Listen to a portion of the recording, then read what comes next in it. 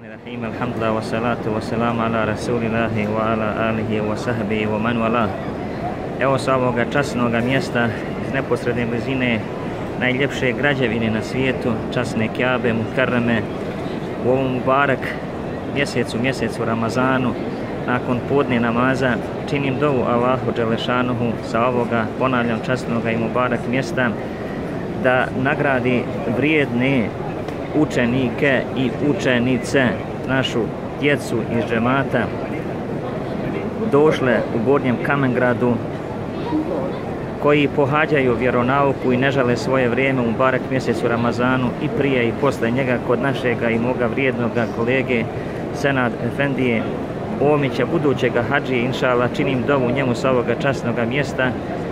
da i on nekad u svom životu što skorije vrijeme posjeti ovo mjesto, a da i njegova djeca, inšala, budu što bolja i vrijednija i da oni dođu na ovo mjesto.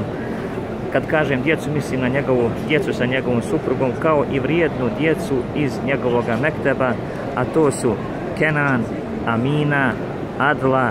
Ajla, Lejla i Dalila. Ja im ne znam prezimena, ali nadam se da će se oni prepoznati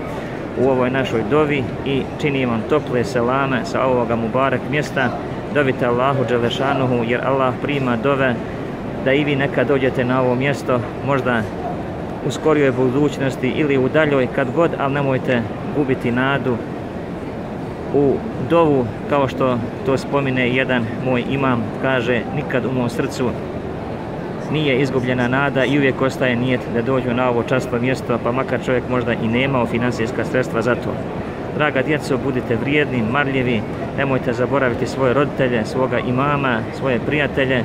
i potrudite se da u ovom mjesecu Ramazanu učinite neko hajli djelo sa vašim vrijednim Senad Efendijom, da odete možda, posjetite neke starije, napravite neke možda donatorske paketiće, podijelite im, ako zafali financija, ja preko Senad Efendije mogu to organizovati, inšallah, vi to snimite, neka to Nevras Efendija možda tamo na nekom portalu objavi, neka se stariji ugledaju na mlađe, neka vi kao mlađi budete primjer drugima,